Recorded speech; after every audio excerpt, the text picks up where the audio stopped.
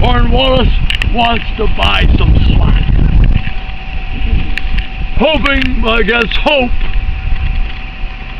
not knowing that the British fleet is not going to depart New York City with 7,500 reinforcements until the 22nd day of October, and will not arrive off Chesapeake Bay until the 24th day of October.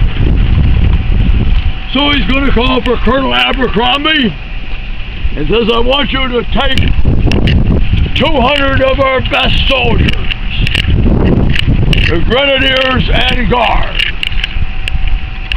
and since we're only 400 yards away, you're going to launch a sortie and see if you can reach this battery.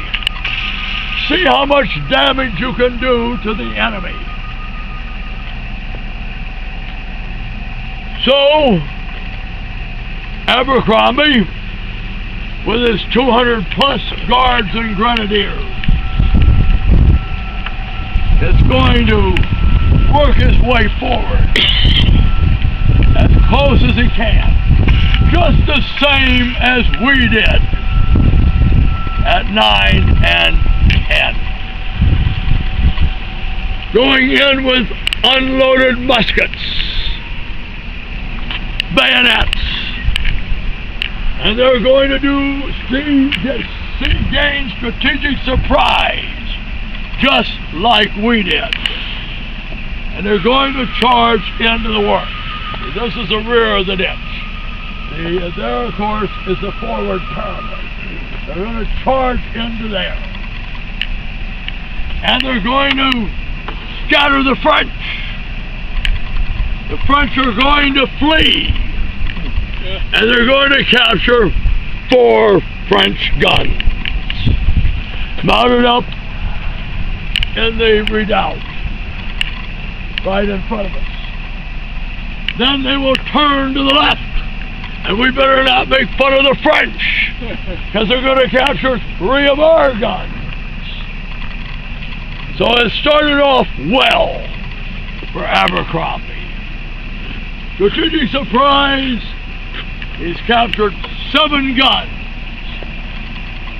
But we're going to rally with reinforcements. And the British will have to abandon their sortie that started so successfully, but they will spike the 7 guns, putting them temporarily out of action. So the sortie hasn't worked. So the next thing is he's on a fast timetable.